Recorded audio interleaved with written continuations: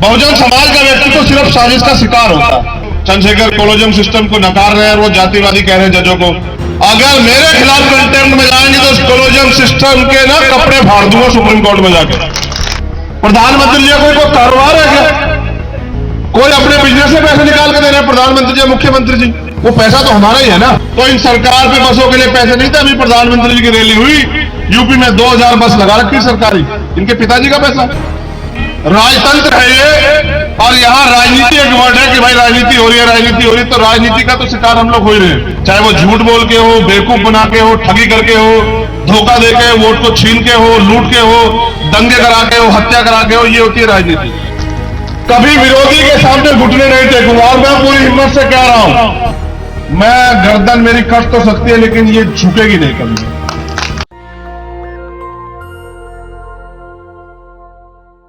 जिनकी सेंटर में सरकार है, केंद्र में सरकार है, आपकी तो नहीं है। तो जिनकी है वो तो नहीं खत्म करना चाहते, वो तो चाहते हैं अगर उनका आदमी 50,000 करोड़ का घोटाला कर ले और 2,000 रुपए चुपचाप कहीं किसी को दे दे तो 48,000 करोड़ रुपए इसको बचे, 2,000 उसको बचे, और न्याय हो गया कि भाई ये आदमी निर्दोष। अब बताओ क्या करूं? इस देश से इतने लोग पैसा लेके भागे, बताओ एक भी बहुजन समाज का था क्या? इस देश में इतने करप्शन भ्रष्टाचार के मामले होते, बताओ एक भी आदमी जो है वो बहुजन समाज का होता है क्या? बहुजन समाज का व्यक्ति तो सिर्फ साजिश का शिकार होता है।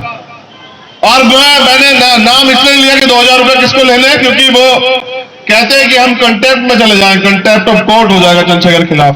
अभी भी प्रयास किया, दिल्ली के वकील साहब गए कि देखो चंद्रशेखर कोलोजियम सिस्टम को नकार रहे हैं, वो जातिवादी कह रहे हैं जजों को। तो अटॉर्नी जनरल पेश हुए तो उन्होंने कहा देखो बात तो गलत कह रहे हैं लेकिन कंटेम्प्ट में नहीं जाएंगे, क्योंकि मैं बाबा साहब अम्बेडकर को मानने वाला एक वकील हूं। अगर मेरे खिलाफ कंटेम्प्ट में जाएंगे तो कोलोजियम सिस्टम के ना कपड़े फाड़ दूंगा सुप्रीम कोर्ट में जाकर। मैं कोई वो पढ़ा लिखा, वो अनपढ़ गांव का, वो ऐसे हाथ फैलाने वाला बहुजन समाज का व्यक्ति नहीं हूं, जो जिस भाषा में समझता। आज भी मेरे तेवर नहीं बदले राजनीतिक दल के बाद, सेम ऐसे ही जैसे पहले। मैंने थोड़ा सा भाषा सुधार किया है। जो लोग जनता के आवाज उठाने वाले लोग हैं, उनकी भाषा पर उनका संयम होना चाहिए, उनके पढ़े लिखे होने का प्रमाण है।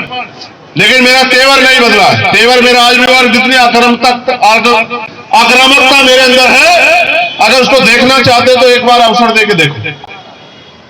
ऐसे क्या देखना चाहे सड़क पर मैं किसी के साथ लड़ता फिरूं, किसी का गिरबान पकड़ू, ये कोई आक्रामकता है? ये ताकत थोड़ा है मेरी। जिस परिवर्तन को हम लोग करना चाहते हैं वो तब होगा जब आप एक बार हमें मौका देंगे। और इधर आपने मौका दिया, आपने राजनीतिक शक्ति हमें दी, फिर हम बताएंगे कि दिल्ली दिल्ली नहीं होगा, दिल्ली देश का दिल हो जाएगा।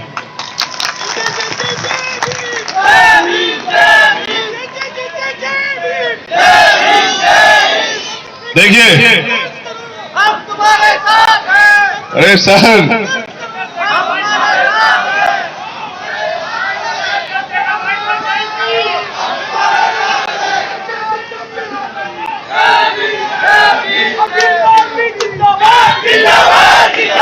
एक सेकंड, बस 1 मिनट प्लीज, हमारी बात मानिए।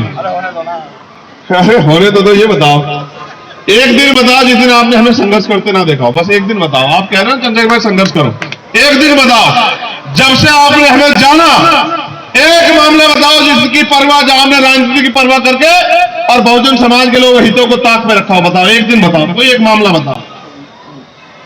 जब इस देश से किसान आंदोलन को बदनाम करने के लिए वहां एक साजिश हुई, एक योजनाबद्ध तरीके से भाई लखवीर की हत्या की गई, सब लोग बैठे तमाशा देख रहे थे। वहां भी अगर सबसे पहले कोई गया था तो वो आपका भाई था, चंद्रशेखर आजाद। क्यों? क्योंकि भाई मैं समझता हूं पूरे देश में रहने वाले बहुजन समाज के लोगों के प्रति हमारी जिम्मेदारी, एक एक आदमी के विश्वास पर हमें खरे उतरना, और हम पे जिम्मेदारी है आने वाले कल की अपनी पीढ़ियों की, इस देश की, कि जहां इतनी संघर्ष से आजादी मिली थी, अगर वो आजादी दोबारा गुलामी में बदल जाएगी तो हमारे होने का फायदा क्या? फिर हमें क्या बल?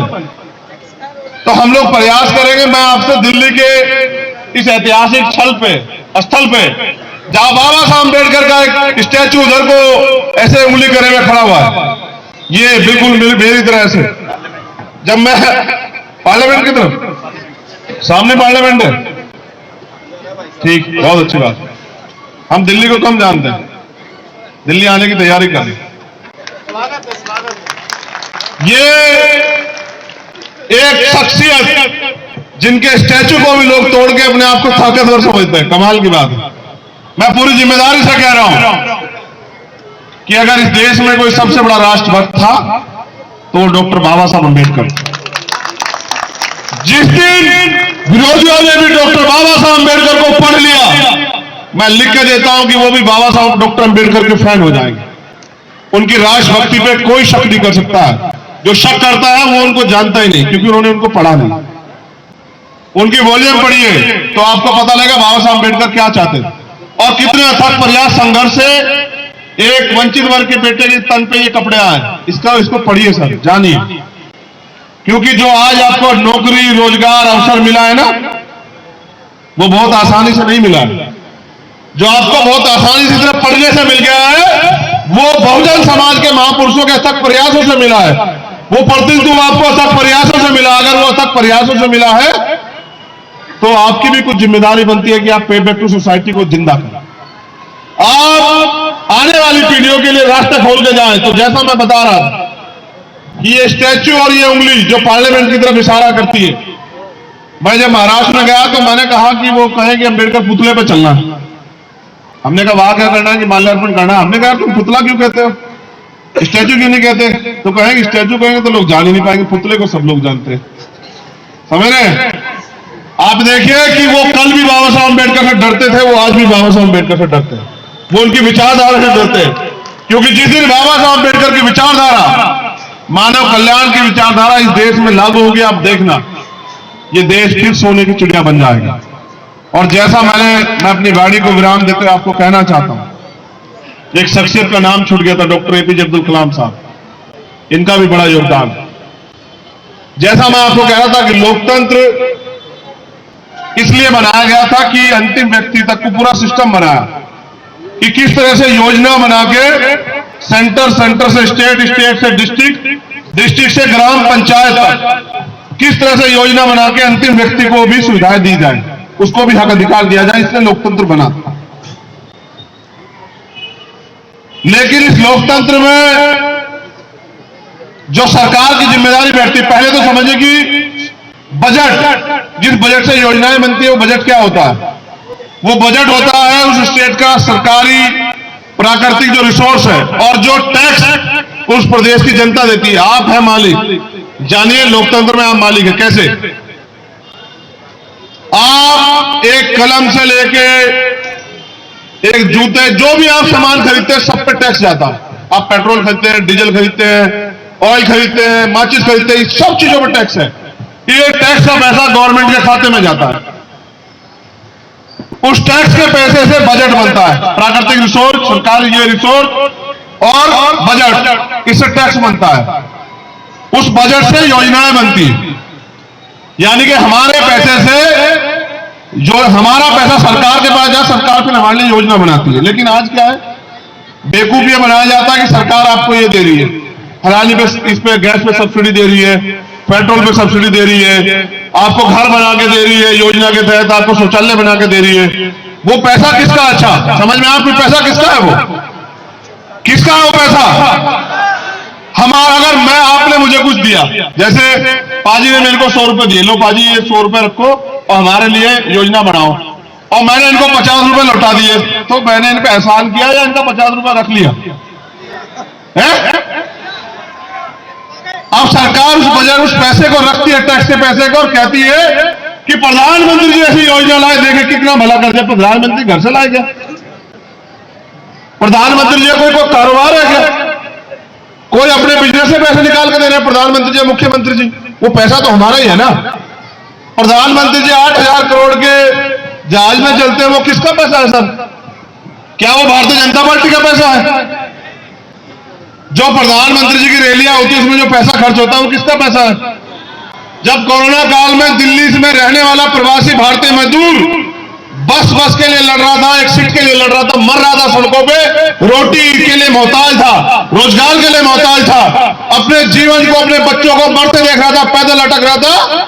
तो इन सरकार पे बसों के लिए पैसे नहीं थे। अभी प्रधानमंत्री जी की रैली हुई, यूपी में 2000 बस लगा रखी सरकारी, इनके पिताजी का पैसा, हमारा पैसा लूट लूट के सरकार में बैठ के ये लोग इस देश को कमजोर कर रहे हैं। तो मैं बता रहा था आपको कि सरकार आपको क्या क्या देगी। ये कॉन्स्टिट्यूशन गारंटी देता है, नोट करना, ये बहनें बैठी है, नोट करना, पढ़ी लिखी बहनें समाज की 3 पीढ़ियों को सुधारती हैं। अंतिम व्यक्ति के लिए रोटी, कपड़ा, मकान, उसके लिए अच्छी चिकित्सा, अच्छी शिक्षा, उसके लिए रोजगार, उसके न्याय, इसकी गारंटी जो है ना, क्या देता है भारतीय संविधान। भारतीय संविधान में प्रावधान है कि यह अंतिम व्यक्ति को मिलना ही चाहिए, हर व्यक्ति को। मैंने सोचा, मैं एक रैली देख रहा था आज, तो वहां समय समय पे ऐसे पर्चे पेश हो रहे थे कि चुप हो जाओ चुप हो जाओ। मैंने सोचा कि तुम लोग भी ऐसा ही कर रहे हो मेरे साथ, लेकिन तुमने ऐसा नहीं किया, धन्यवाद। तो वो 7 चीजों की गारंटी सरकार आपको देती है। ये लोकतंत्र, लोकतंत्र में जनता मालिक होती है, जिसको आप चुनते हैं वो आपका नौकर होता है, आपका नुमाइंदा होता है, आपके काम को करने वाला व्यक्ति होता है, वो मालिक नहीं होता। लेकिन अब ये लोकतंत्र नहीं है। तो जैसा मैंने कहा कि राजतंत्र है ये, और यहां राजनीति एक वर्ड है कि भाई राजनीति हो रही है, राजनीति हो रही है, तो राजनीति का तो शिकार हम लोग हो ही रहे हैं। राजनीति का मतलब है राज करने की नीति, चाहे वो झूठ बोल के हो, बेवकूफ बना के हो, ठगी करके हो, धोखा देके, वोट को छीन के हो, लूट के हो, दंगे करा के हो, हत्या करा के हो, ये होती है राजनीति। लेकिन ये लोकतंत्र, यहां होना चाहिए था लोकनीति, यहां होना चाहिए था जननीति, कि जिसकी भी सरकार आएगी वो लोक कल्याण में काम करेगी। लेकिन हम आज तक राजनीति का शिकार हो रहे हैं, इसलिए क्योंकि समय बहुत हो गया है और इतनी देर कोई किसी का भाषण नहीं सुनता। आप तो मुझसे ज्यादा प्यार करते हैं जो चुपचाप बैठे सुन रहे हैं, अदरवाइज सर्दी भी हो रही है। लेकिन मैं पूरी ईमानदार से आपसे कह रहा हूं, बहुजन समाज से जिससे बिलोंग करता हूं, उसकी आबादी इतनी है, अगर वो एक टाइम का खाना छोड़ के वो मदद मुझे कर दे, 17 रुपए के लगभग उस समय खाने की कीमत बैठती है एक टाइम के, तो मैं अगले 5 चुनाव लोकसभा के उसी पैसे से लड़ा दूंगा। मैं ऐसे वर्ग से आता हूं, बहुजन समाज से। तो मैं कभी विरोधी के सामने घुटने नहीं टेकूंगा, और मैं पूरी हिम्मत से कह रहा हूं, आप सब लोगों के सामने, आप समाज के लोग गवाह हैं, मैं गर्दन मेरी कट तो सकती है, लेकिन ये झुकेगी नहीं कभी। इस आंदोलन में मुझे गोली तो लग सकती है, लेकिन मैं आपके विश्वास को टूटने नहीं दूंगा, क्योंकि बहुत धोखा हुआ है।